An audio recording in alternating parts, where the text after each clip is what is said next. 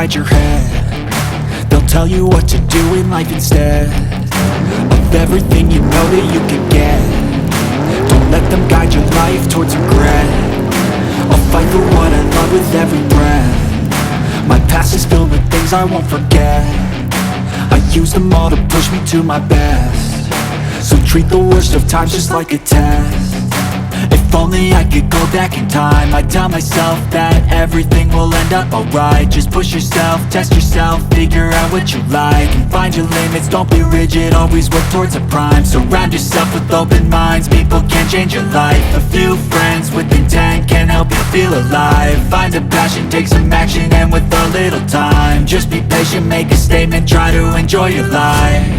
They'll try to kick you while you're down. They wanna rise up while you drown. They wanna fill your head with doubt. They're silently scared that you'll figure it out. I'll make it look like I'm losing, won't bother hiding my bruises. And when they finally think you're wounded, then it's your chance to be ruthless.